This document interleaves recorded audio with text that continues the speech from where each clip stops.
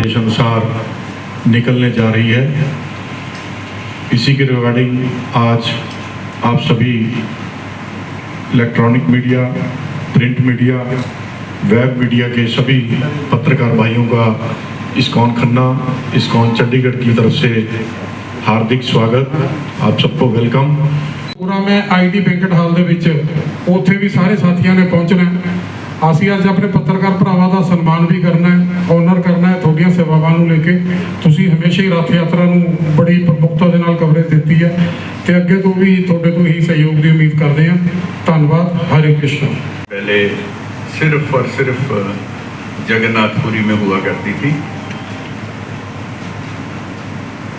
लेकिन हमारी संस्था इस्कॉन के फाउंडर आचार्य एसी भक्तिवेदांत सरस्वती प्रभुपाद महाराज की कृपा से ये आज 700 के करीब शहरों में, विश्व के शहरों में ये रथ यात्रा होती है। कर्तव्य है, जो उद्देश्य है, जो ये मनुष्य जीवन हमको मिला है, उसका क्या किस तरह से सही तरह से उपयोग किया जाए, उसके लिए उन्होंने ये विश्व को दिया। सबसे पहली रथ यात्रा सैन फ्रांसिस्को में हुई। इसकी उदय जो हुआ वहीं से हुआ। एक फॉरेनर परिवार था, प्रभुपाद जी उनके यहाँ रुके हुए थे, आज भी हैं वो मालती माता जी। उनके जो पति थे उनका नाम था श्याम सुंदर, बाद में जो प्रभुपाद जी ने नाम दिया, तो उनके यहाँ रुके हुए थे। तो मालती माता जी स्टोर में गई तो वहाँ उन्होंने 3 जो है ये डॉल्स, वो बोलते थे डॉल्स, छोटे छोटे थे, जगन्नाथ, बलदेव एंड सुभद्रा, एक स्टोर में थे। तो वो वहाँ से जगन्नाथ जी को एक डॉल समझ के ना अपने घर ले आए। और जब वो घर लेके आए और उन्होंने जैसे ही अपने 100 पीस में रखा और जब प्रभुपाद ने देखा तो उनको प्रणाम किया, साष्टांग प्रणाम प्रभुपाद जी ने। ये देख के जो है ना मालती माता जी दंग रह गई और प्रभुपाद जी ने उनसे पूछा कि अब कहाँ से लेके आए। तो मालती माता जी ने उनको बताया कि मैं स्टोर से लेके आई हूँ। तो उन्होंने उसी समय कहा कि क्या इनके साथ 2 और थे। तो उन्होंने कहा हाँ। तो उन्होंने कहा आप क्या ला सकते हो, लेके आइए वो। तो मालती माता जी दोबारा फिर गई और वहाँ से वो लेके आए और प्रभुपाद जी ने उनकी 2-3 दिन सेवा की। उसके बाद उनके पति से उन्होंने कहा, क्योंकि वो कारपेंटर थे, कि आप ये ही विग्रह बड़े बना सकते हैं। तो उन्होंने कहा यस आई कैन डू। तो उन्होंने बड़े विग्रह बनाए और बड़े विग्रह के साथ श्रील प्रभुपाद ने पहली रथ यात्रा सैन फ्रांसिस्को में की। आता है ये जो श्री क्षेत्र है, पुरुषोत्तम क्षेत्र, इस पृथ्वी लोक से अलग है। आज के समय में जगन्नाथपुरी को कलयुग का धाम माना जाता है और हमें मनुष्य जीवन का लक्ष्य प्राप्त करने के लिए जगन्नाथपुरी धाम जाना चाहिए, जगन्नाथ जी के दर्शन करने चाहिए, जगन्नाथ जी का रथ खींचना चाहिए और जगन्नाथ जी को रथारूढ़ दर्शन करने चाहिए। राम राम हरे। श्री जगन्नाथ रथ यात्रा महामहोत्सव की, खन्ना यात्रा की।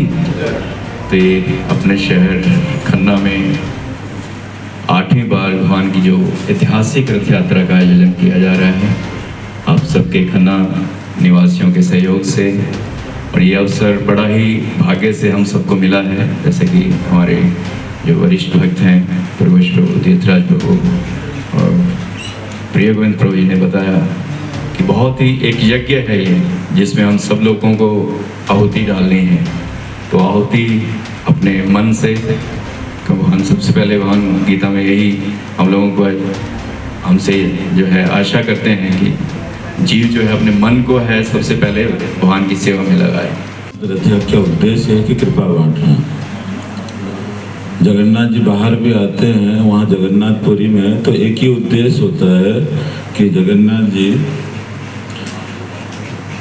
को जो दर्शन नहीं कर पाते हैं, विशेषकर आप जानते हैं जगन्नाथपुरी में जो मिलेच्छ हैं, दूसरे धर्म के हैं, उनको वो स्पेशली मिलेच्छ जो गाय मांस खाने वाले, वहाँ के पंडे उनको अनुमति नहीं देते हैं।